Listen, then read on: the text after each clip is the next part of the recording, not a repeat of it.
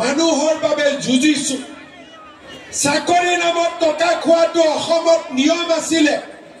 কংগ্ৰেছৰ মানুহবিলাকে যিমান ডাঙৰ ঘৰ বনাইছে গাড়ী কিনিছে সব চাকৰি নামত লোৱা টকা 1.5 লাখ ল'ৰা ছোৱালীক মই চাকৰি দিলো 1 লাখ কৰি ললে মোৰ ঘৰত 1500 কোটি টকা জমা হলহেঁতেন বিজেপিৰ সকলো মানুহৰ ঘৰবোৰ পকা হলহেঁতেন কিন্তু আজি প্ৰথমবাৰৰ বাবে অসমত চৰকাৰী চাকৰিৰ কাৰণে তামোল পান এখনো খুৱাব নালাগে আজি আমি এনেকে চৰকাৰ চলাইছো আমি ধেমাজিৰ পৰা আৰম্ভ কৰি তিনিচুকীয়াৰ পৰা কামৰূপ জিলালৈকে আজি নিৰ্বাচনী প্ৰচাৰ 21 তাৰিখৰ পৰা আমি কৰি আছো বিগত লোকসভা বা আগৰ বিধানসভাতকৈও ৰাইজৰ মন যথেষ্ট ফৰকাল প্ৰধানমন্ত্ৰী নৰেন্দ্ৰ মোদীৰ প্ৰতি মানুহৰ মৰম আৰু সন্মান দিনক দিনে বৃদ্ধি পাইছে মই নিশ্চিত যে পঞ্চায়ত নিৰ্বাচনত আমি অভূতপূৰ্ব সুন্দৰ ফলাফল কৰিব পাৰিম কিমান আশা কৰিব পাৰি যিমান 4-5খন জিলাক বাদ দি আমি গোটেইকেইখন জিলাতে জিলা পৰিষদ গঠন কৰিম 75 to 80% আঞ্চলিক পঞ্চায়ত আমি গঠন কৰিম মোৰ এটা অনুৰোধ আছে ৰঙিয়াত ল কলেজ হ'ল মডেল হস্পিটেল এতিয়ালৈকে সম্পূৰ্ণ হোৱা নাই চিভিল হস্পিটেলৰ কাম বাকী আছে ল কলেজৰ সম্পূৰ্ণ হোৱা নাই বিল্ডিং হৈছে আৰু ৰঙিয়া কলেজৰ পিজি হৈছে কিন্তু ফেকাল্টি এডমিশ্যন হোৱা নাই ৰঙিয়াত বহুতখিনি কাম হৈছে কেইটামান কাম হ'ব বাকী আছে ভৱেশ কলিতাই মোক কৈ আছে কামবিলাক আমি লাহে লাহে কৰিম মডেল হস্পিটেল এই বিচি মডেল হস্পিটেল আৰু ৰঙিয়া কলেজৰ পোষ্ট এতিয়ালৈকে পাকিস্তানক সাপোৰ্ট কৰা কিমানক এৰেষ্ট কৰা হ'ল এতিয়ালৈকে মই আপডেটটো আপোনালোকেতো দেখি আছে যাকে 28-29 জন এতিয়ালৈকে গ্ৰেপ্তাৰ হৈছে আৰু আজি ডিমা হাছাও জিলাতো কিবা এটা ঘটনা সংঘটিত হৈছে মই এতিয়া গৈ খবৰ ল'মহে पाकिस्तान को सपोर्ट करने का फेसबुक हो इंस्टाग्राम हो जो भी सोशल मीडिया में पाकिस्तान को सपोर्ट करने के लिए हम लोग अभी तक लगभग 30 लोगों को गिरफ्तार किया हूँ और इसमें जो लोगों का कुछ इन्वॉल्वमेंट और ज़्यादा है या पहला का भी हिस्ट्री है कोई लोगों का ऊपर नेशनल सिक्योरिटी एक्ट भी हम प्रयोग करेगा ये भी निर्णय हमने लिया हूँ কালি গৌৰৱ গগৈক আপুনি যি তিনিটা কুৱেশ্যন কৰিলে এতিয়ালৈকে কিন্তু উত্তৰ তেখেতে চক এনেকুৱা কথা মই য'তে গৈছোঁ সাংবাদিকসকলে এইটো কথাই সুধি আছে প্ৰত্যেক 1 ঘণ্টাৰ মূৰে মূৰে সুধিলে মইতো নতুন কথা ক'ব নোৱাৰোঁ গতিকে ৰঙিয়াত মই কথাখিনি ক্লিয়াৰ কৰি কৈ দিওঁ যাতে কালি আৰু তিনিবাৰ ক'বলগীয়া নহয় আপোনালোকে নিজৰ যাতে চেনেলত কৈ দিয়ে কথাটো হ'ল যে আমাৰ মনত 3টা প্ৰশ্ন আছে আমি খুব ঘনিষ্ঠ বিশ্বস্ত সূত্ৰৰ পৰা গম পাইছোঁ যে কংগ্ৰেছৰ সংসদ এজনে ইছলামাবাদত 15 দিন আছিলে আৰু ইছলামাবাদত চাবলগীয়া একো নাই যেনেকৈ ভাৰতত আহিলে জয়পুৰ চাই অসম চালে চৰাইদেউ চালে তাত চাবলগীয়া একো নাই তাত খালি সন্ত্ৰাসবাদীৰ কেম্পে আছে আৰু একো নাই 15 দিন কেনেকৈ কটালে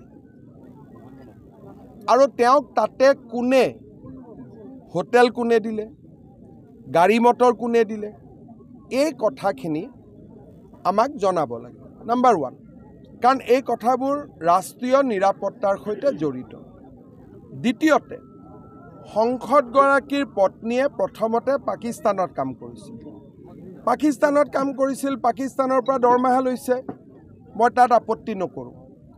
ভাৰত আৰু পাকিস্তানৰ মাজত তেওঁ 19 বাৰ অহা যোৱা কৰিছে তাতো মই আপত্তি নকৰোঁ এবাৰ মিলিটাৰীৰ অফিচাৰ এজনকো ভাৰতত লৈ আহিছে তাতো মই আপত্তি নকৰোঁ কিন্তু যেতিয়া ভাৰতত তেওঁ চাকৰি কৰিলে ভাৰতত চাকৰি কৰা মানুহৰ দৰমহা পাকিস্তানৰ পৰা আহিব পাৰে নেকি এইটো মোৰ দ্বিতীয় প্ৰশ্ন তৃতীয় প্ৰশ্ন তৰুণ গগৈ ডাঙৰীয়াৰ নাতিনীয়ে দুইটাই নাবালক সৰু ডাঙৰ হৈ কোনোবা দেশৰ নাগৰিকত্ব লওক কথা নাই কিন্তু সৰু অৱস্থাত মোৰ দেউতা যদি ভাৰতৰ লোকসভাৰ সাংসদ আৰু মোৰ ল'ৰা ছোৱালী যদি সৰুতেই ভাৰতীয় নাগৰিক নহয় তাৰো এটা প্ৰশ্নৰ উত্তৰ আমি দিব লাগিব নে চতুৰ্থতে মোৰ ধৰ্ম কি ল'ৰা ছোৱালী তাৰো এটা উত্তৰ থাকিলে গতিকে এই প্ৰশ্নবিলাক আমি কংগ্ৰেছ দলক সুধিছোঁ সংসদগৰাকীক সুধিছোঁ উত্তৰকেইটা দিয়ক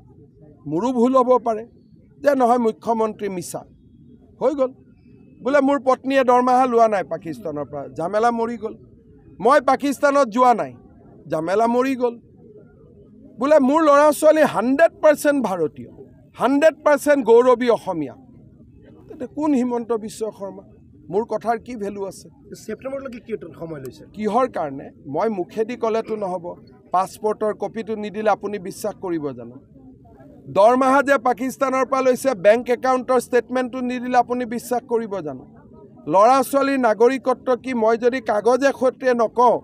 মোকতো ইয়াৰে মানুহে মাৰি পেলাব দেখোন গতিকে কাগজখিনিও সংগ্ৰহ কৰিব লাগিব সংগ্ৰহ কৰাৰ প্ৰক্ৰিয়া SITয়ে জাৰি ৰাখিছে বিধানসভাটো মই কৈছিলোঁ আজি ছেপ্টেম্বৰ ডেটটো মই নতুনকৈ দিয়া নাই প্ৰথমৰ পৰাই ছেপ্টেম্বৰ কৈছোঁ আগতে ছেপ্টেম্বৰ কৈছিলোঁ ছেপ্টেম্বৰ মানে 30 তাৰিখ হয় এতিয়া মই 20 দিন আগুৱাই দিছোঁ যে 10 ছেপ্টেম্বৰতে আমি সম্পূৰ্ণ তথ্য ৰাইজৰ আগত দাঙি ধৰিম ছ'চিয়েল মিডিয়াত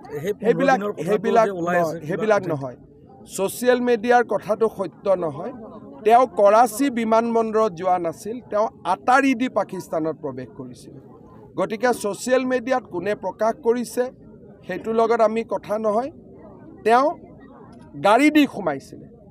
ফ্লাইটেদি সোমোৱা নাছিলে যাতে মানুহৰ চকুত নপৰে ফ্লাইটেদি যোৱা নাই তেওঁ গৈছিলে গাড়ী দি সেইকাৰণে গোটেই তথ্য আমাৰ হাতত আছে গাড়ী নম্বৰ আমাৰ হাতত নাই কিন্তু কোন মুহূৰ্তত কেইটা বাজি কেই মিনিটত পাকিস্তানত গৈছে এইটো আমি জানো কিন্তু চাৰ্টিফাইড কপি লাগিব মই জানাখিনিতো ক'লে মোক বিশ্বাস নকৰিব এই চাৰ্টিফাইড কপিখিনি আনিবৰ কাৰণে মোক 10 ছেপ্টেম্বৰলৈকে সময় লাগে আৰু কিবা বুজিবলগীয়া আছে